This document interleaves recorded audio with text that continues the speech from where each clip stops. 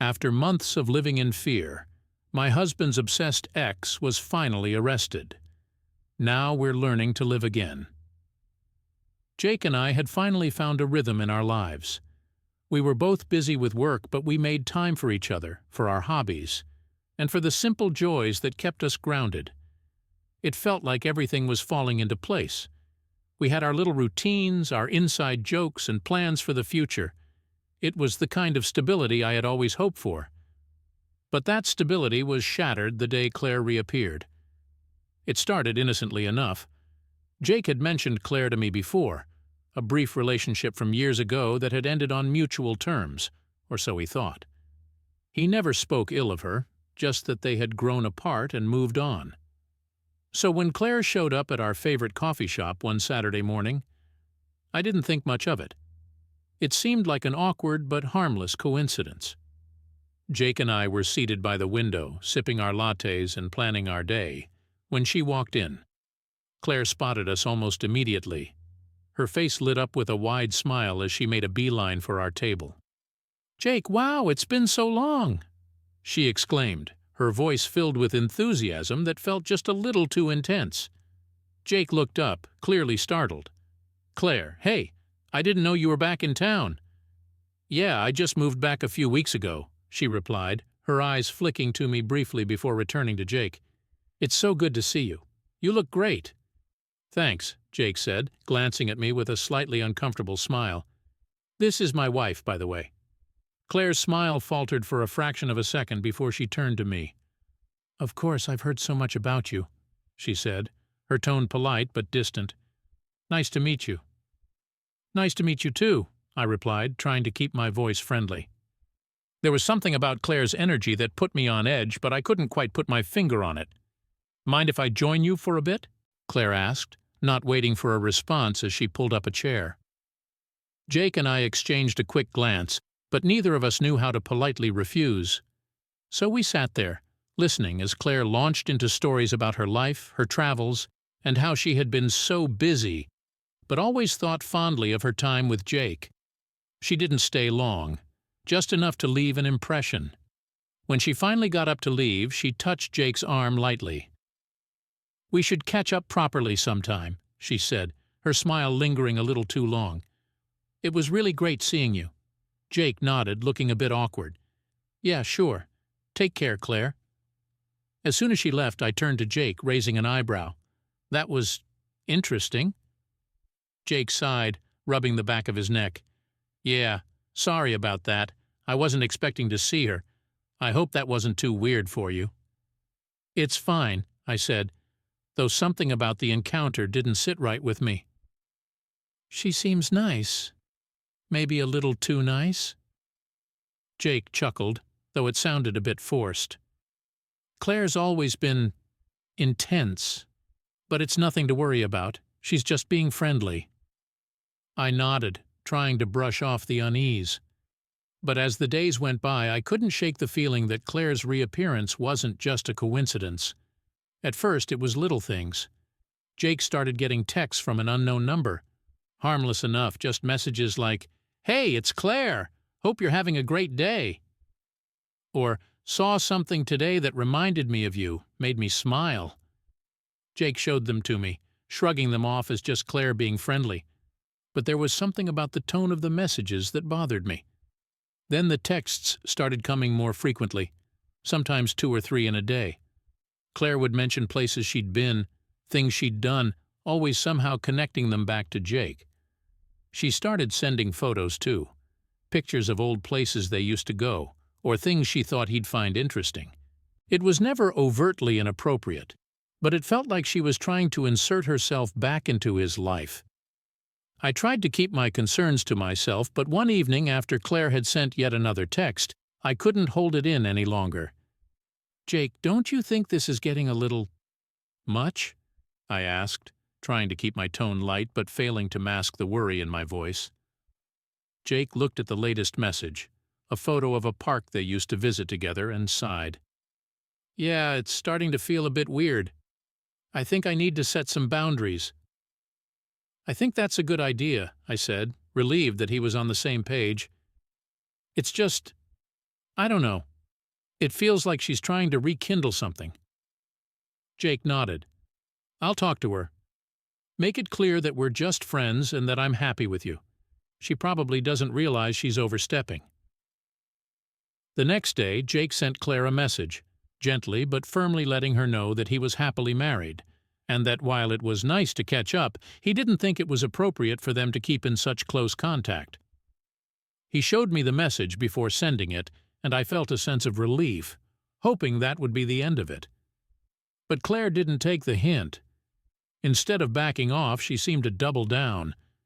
The texts kept coming, but now there was an edge to them. She would say things like, "I've been thinking about the good old days a lot lately. We had something special, didn't we?" Or, "I miss our talks. Things were simpler back then." Jake didn't respond, but it didn't seem to matter. Claire kept pushing, her messages becoming more insistent, more personal. Then, one evening, there was a knock at the door. Jake and I were in the middle of dinner when we heard it. I glanced at Jake, who looked just as surprised as I felt. We weren't expecting anyone, and it was late for a neighborly visit. Jake got up to answer the door, and I followed him, a sense of unease settling in my stomach. When Jake opened the door, there was Claire, standing on our doorstep with a bottle of wine in one hand and a hopeful smile on her face. "Hey, Jake," she said, her voice soft and almost shy. "I was in the neighborhood and thought I'd stop by. I brought wine. I thought we could catch up, just like old times." Jake's face hardened slightly, but he kept his voice polite. "Claire, it's late. We're in the middle of dinner." Claire's smile faltered, and for a moment I saw something dark flash across her eyes. But she quickly recovered, laughing lightly. "Oh, I didn't mean to intrude. I just thought it would be nice to reminisce. You know, relive the good times." Jake glanced back at me, clearly uncomfortable. "Claire, I think it's best if we don't do this. I've made it clear that I'm happy with my wife, and I don't think it's appropriate for us to be spending time like this." Claire's expression froze, her smile becoming strained. "I'm not trying to come between you two," she said, her voice tight. "I just miss our friendship, Jake. Is that so wrong?" "It's not wrong, but I've moved on," Jake said firmly. "You need to respect that." For a moment Claire just stood there, her face unreadable. Then without another word she turned and walked away, the bottle of wine still in her hand. Jake closed the door, letting out a long breath as he leaned against it. "I'm sorry," he said, looking at me with a mixture of frustration and guilt. "I didn't think she'd take it this far." "It's not your fault," I said, though the unease in my stomach hadn't gone away. "But I think we need to be careful. She doesn't seem to be handling this well." Jake nodded, clearly troubled. "I'll make sure she knows not to come by again, but if she keeps pushing, we might need to take more serious steps." I agreed, but as we sat back down to finish our dinner, I couldn't shake the feeling that things were only going to get worse. Claire wasn't just trying to reconnect. She was trying to reinsert herself into Jake's life, and I had a sinking feeling that she wasn't going to stop until she got what she wanted. And that terrified me. After Claire's unexpected visit, Jake and I both hoped she would take the hint and back off. Jake had been clear with her. Their relationship was over, and he was committed to me. But as the days passed, it became painfully obvious that Claire wasn't ready to let go. The texts continued even though Jake had stopped responding altogether. At first they were subtle, almost normal. She'd ask how he was doing, mention something she'd seen that reminded her of him, or casually bring up old memories. But when Jake didn't reply, the messages started to shift in tone. They became more emotional, more desperate. One afternoon while I was at work, Jake called me. His voice was tense, strained in a way that immediately set me on edge. "Hey," he said, trying to sound calm but not quite succeeding. "Claire sent me something today. I don't know what to make of it." "What did she send?" I asked, my heart sinking. "It's a letter," he said, clearly uncomfortable. "It's long, and it's not just some casual note. It's intense. She's talking about how she can't stop thinking about me, how she regrets the way things ended, and how she believes we're meant to be together. I felt a chill run down my spine. Jake, this is getting out of hand. She's not just being friendly, this is something else, something dangerous. I know, he said, his voice tight with frustration. I don't know what to do. I've already told her to stop, but it's like she's not even listening. We need to go to the police, I said firmly. This is harassment, Jake. She's crossed a line and we can't handle this on our own. Jake hesitated for a moment, but then he sighed. You're right. We'll go tonight. That evening we went to the police station, bringing the letter and the text messages with us. The officer we spoke to was sympathetic, but as we feared, there wasn't much they could do at that point. Claire hadn't made any direct threats, and while her behavior was clearly troubling, it wasn't enough to take legal action against her. I'd recommend sending her a formal notice to cease contact, the officer said, looking over the letter with a frown. If she continues after that, we can start building a case for harassment. In the meantime, keep documenting everything, every message, every encounter. The more evidence you have, the better. We left the station feeling deflated. We'd hoped for more immediate action, but instead, we were left with the task of trying to protect ourselves while Claire's obsession continued to escalate. Jake sent Claire a formal notice that night, making it clear that any further contact would be considered harassment and that we would take legal action if necessary. He also blocked her number, hoping that would be enough to create some distance. But even as we took these steps, I couldn't shake the feeling that Claire wasn't going to give up that easily. And I was right. A few days later, I came home from work to find Jake sitting on the couch, staring at a small package on the coffee table. His expression was a mix of anger and fear, and my heart sank as I walked over to him. "What's that?" I asked, already dreading the answer. "It was on the doorstep when I got home," he said quietly. "No return address, but I know it's from Claire." I sat down next to him, my stomach twisting in knots. "Did you open it?" Jake nodded, his face pale. "It's a photo album. Of us. From when we were together." My breath caught in my throat as I looked at the album. It was small and worn, the kind of thing you'd expect to find tucked away in a box of old memories. Jake opened it to the first page, revealing a picture of him and Claire, smiling and carefree, from what looked like years ago. "She put this together recently," Jake said, his voice shaking. "There are new photos in here too, ones of us from the past few weeks, from when we ran into her at the coffee shop, even some from the street outside our house." A wave of nausea hit me. "She's been watching us." Jake nodded, closing the album with a trembling hand. "She's been watching us this whole time, even after I told her to stop." "We have to call the police again," I said, my voice rising in panic. "This is proof, Jake. This is evidence that she's stalking us." Jake didn't argue. We drove to the police station that night, bringing the album with us. This time, the officer we spoke to took our concerns more seriously. The fact that Claire had not only ignored Jake's formal notice, but had also escalated her behavior by leaving a package filled with photos of us was enough for them to open a case. The officer advised us to get a restraining order and said they would increase patrols around our neighborhood. They also suggested installing security cameras around our property, something we immediately agreed to do. It wasn't a complete solution, but it was a start. After filing for the restraining order, Jake and I tried to go back to our normal lives, but the fear never left us. Claire had crossed a line, and we both knew that even with the restraining order in place, she might not stop. The photo album had shown us just how deeply her obsession ran, and the thought of her watching us, tracking our every move, was terrifying. We installed security cameras around the house and made sure to document everything, just as the police had advised. But the anxiety was always there, a constant undercurrent in our lives. Every time the doorbell rang or there was a noise outside, I froze, expecting Claire to be standing there with that unsettling smile. One evening, as Jake and I were trying to relax after another tense day, the doorbell rang. We both jumped, exchanging a look of dread.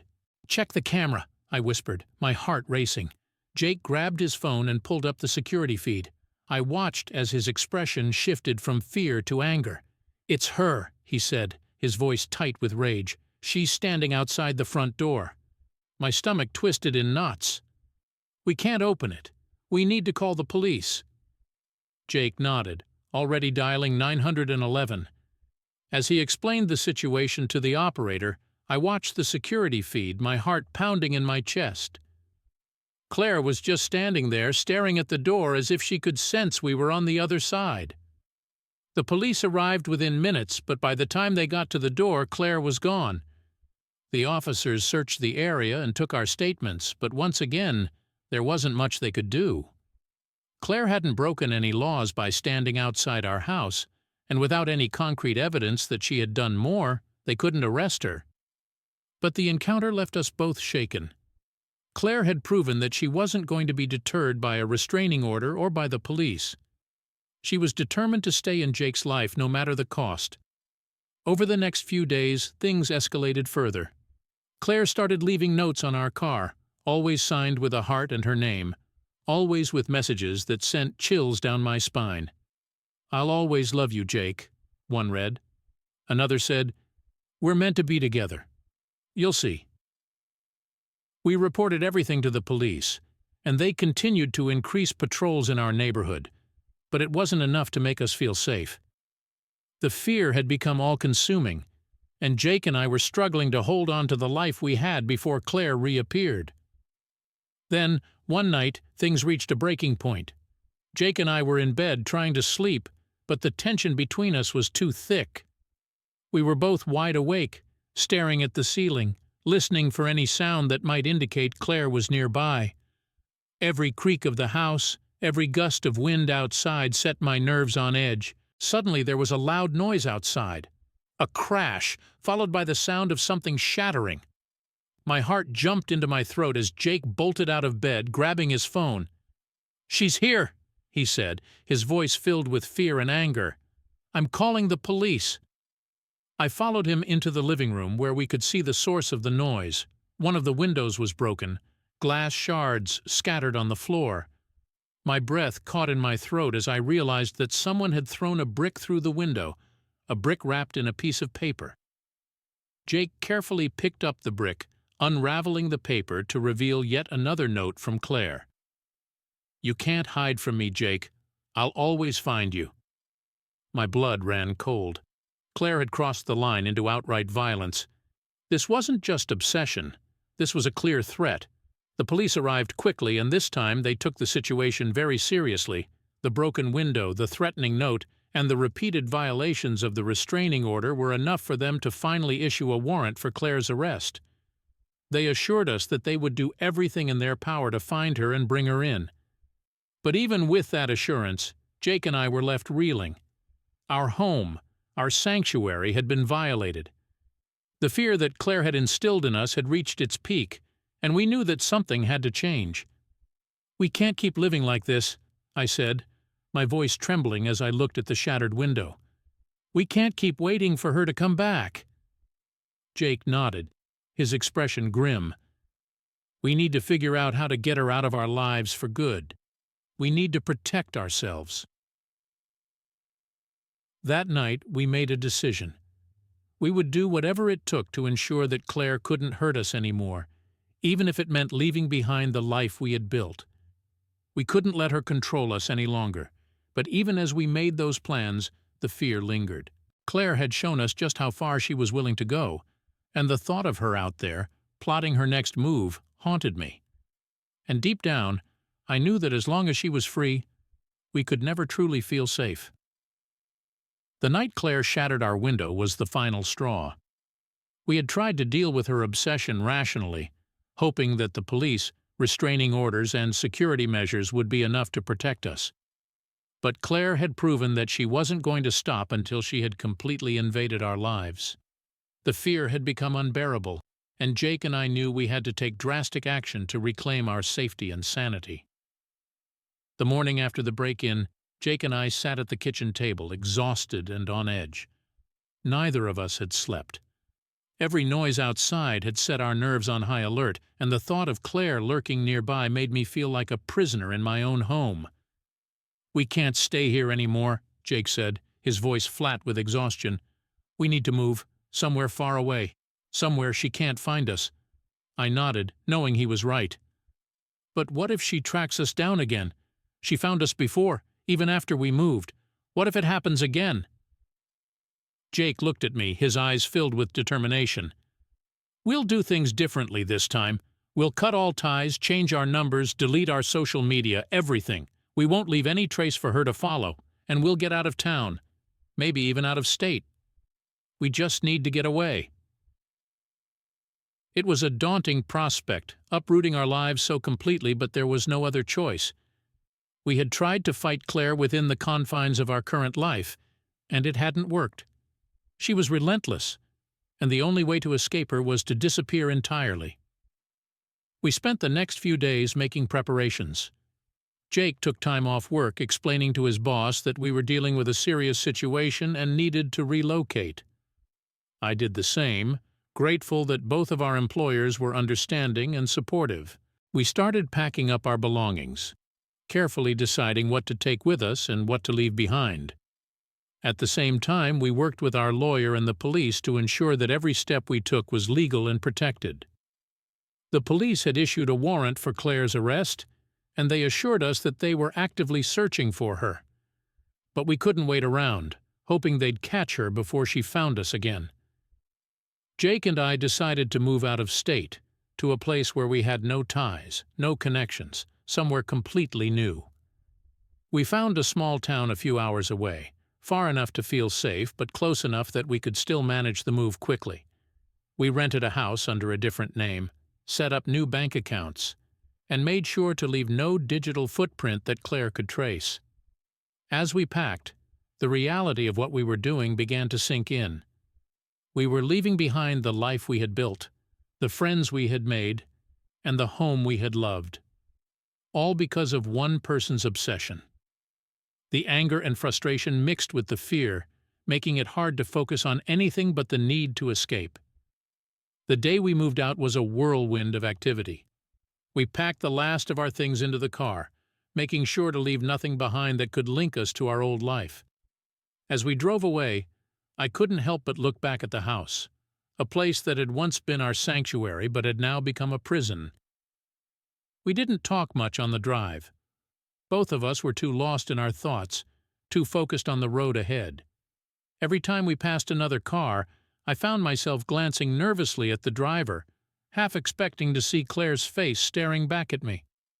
The fear had burrowed so deep that it felt like it was part of me now, something I would never fully escape. When we finally arrived at the new house, it was late afternoon. The sun was setting, casting long shadows over the small, quiet street. The house was modest but cozy, with a fenced-in yard and a porch that wrapped around the front. It was a far cry from the home we had left behind, but it was ours now, a place where we could start over. We unpacked quickly, too tired and too anxious to do much more than get the basics set up. As night fell, I felt a sense of unease creeping back in. The house was new, unfamiliar, and the memories of what had happened before were still too fresh. I couldn't shake the feeling that Claire was out there, still watching, still waiting. Jake must have sensed my anxiety because he took my hand and pulled me close. "We're safe here," he said softly, his voice steady but with an edge of weariness. "She doesn't know where we are. We did everything right this time." "I know," I whispered, though the fear still lingered. "But what if she finds us again? What if it's not enough?" Jake looked into my eyes, his expression filled with a mix of determination and sadness. "Then we'll deal with it together. But we can't live in fear, not anymore. We've done everything we can. Now, we need to focus on us, on rebuilding our lives." I nodded, trying to absorb his words, trying to let go of the anxiety that had taken root in my mind. But it wasn't easy. The fear was like a shadow, always there, always lurking. Over the next few days, we settled into our new home. We set up the security system, made sure all the locks were secure, and did our best to create a sense of normalcy. But the fear didn't dissipate as quickly as I had hoped. Every time the phone rang or there was a knock at the door, my heart would race, my mind immediately jumping to the worst-case scenario. Jake and I both started therapy, hoping it would help us process the trauma we had been through. The sessions were difficult, forcing us to confront the depths of our fear and the impact Claire's obsession had on our lives. But they were also cathartic, giving us a space to voice our anxieties and begin the healing process.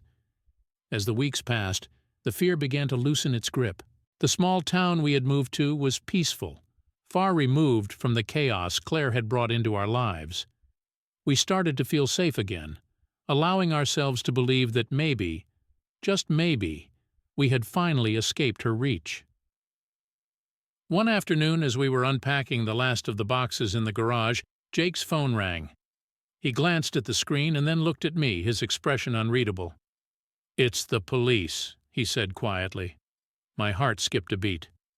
"What do you think they want?" Jake answered the call, and I watched as his face shifted from tense to relieved.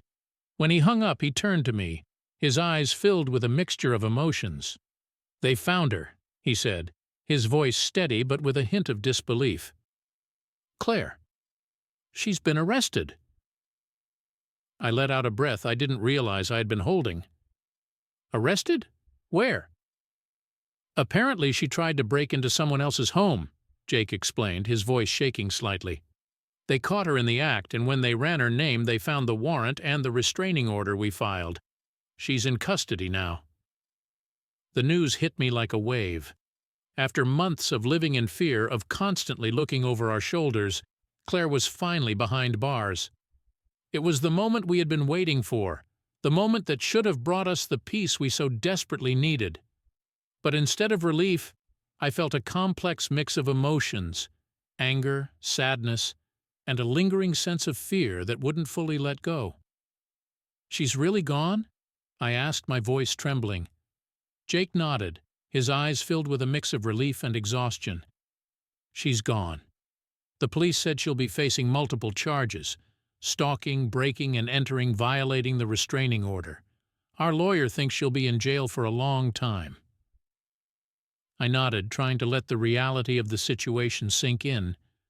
Claire was gone and she couldn't hurt us anymore. But the scars she had left behind were deep, and I knew it would take time to heal. Over the next few days, Jake and I tried to process the news. We both knew that Claire's arrest was the end of one chapter, but the beginning of another. We had to rebuild our lives, to find a way to live without the constant fear that had overshadowed everything. We continued with therapy, talking about our fears, our anger, and our hope for the future. The sessions were hard, but they were helping us to confront the trauma we had endured and to begin the healing process. As the weeks passed, the fear that had gripped us for so long began to fade.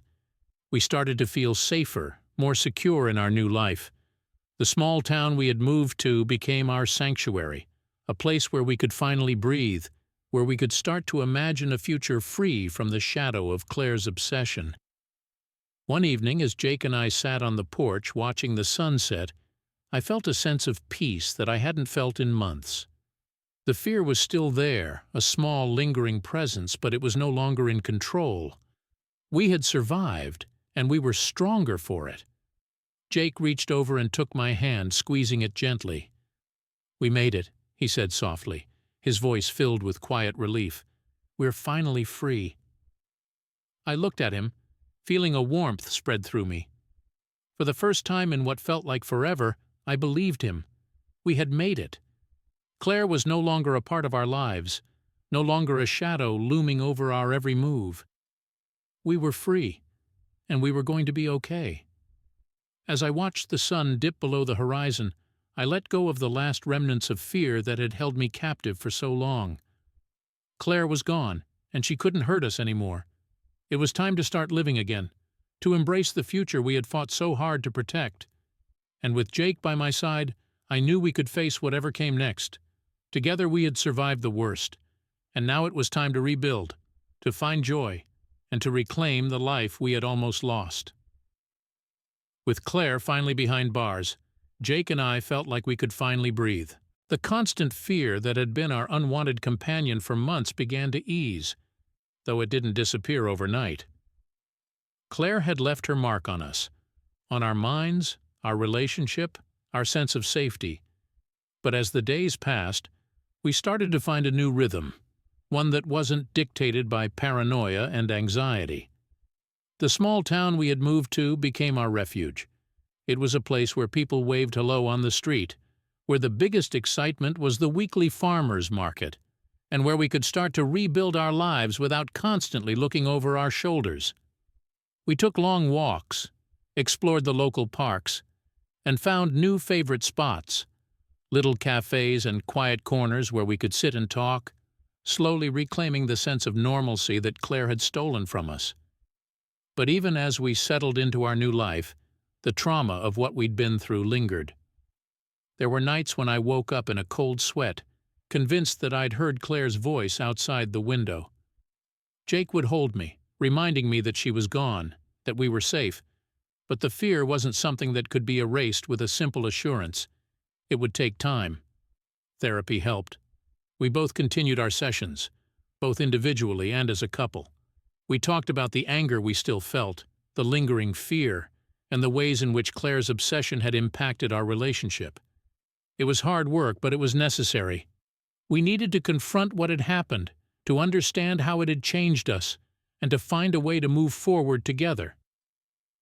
One day, during a particularly tough session, I broke down in tears. The therapist had asked me what I was most afraid of now that Claire was gone, and the answer came tumbling out before I could stop it. "I'm afraid we'll never be the same," I said, my voice choked with emotion, "that we'll never get back what we had before she came back into our lives." Jake reached over, taking my hand in his. "We've been through hell, and it's going to take time to heal," he said softly. "But we're stronger than this. We'll find our way back to each other. We already are." His words stuck with me, and over the next few weeks I found myself holding on to them whenever the fear tried to creep back in. We were finding our way back to each other, piece by piece, moment by moment. It wasn't easy, and it wasn't quick, but it was happening.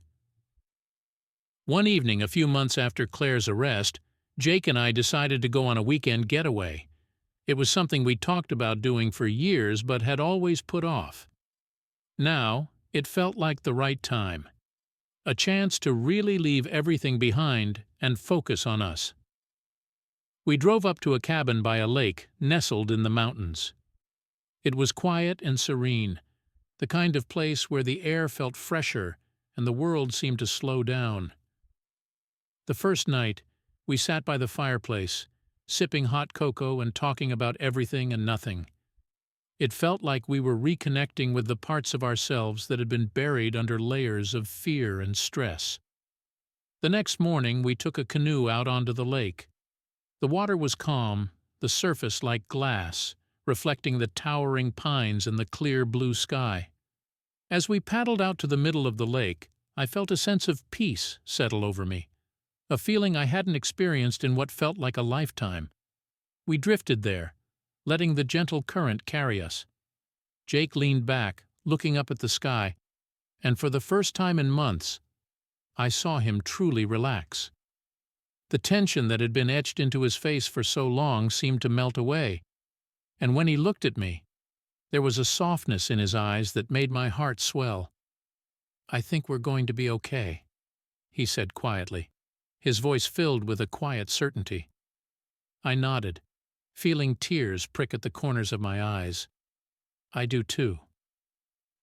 We sat there for a while longer, the world around us still and quiet, and I realized that this was what healing felt like. It wasn't about forgetting what had happened or pretending it hadn't left scars. It was about finding moments of peace, about rebuilding, about moving forward together. As the sun began to set, casting a warm golden light over the water, I knew that we had turned a corner. Claire had tried to tear us apart, but instead we had found our way back to each other, stronger than before.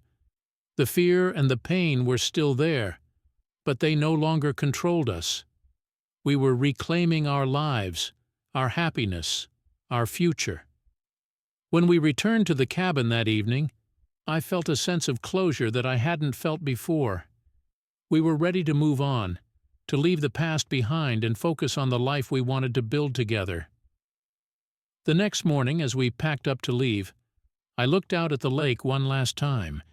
It was still and peaceful, just like the first morning, and I knew that this was the beginning of something new for us. As we drove away, I held Jake's hand, feeling a sense of calm that I hadn't felt in a long time.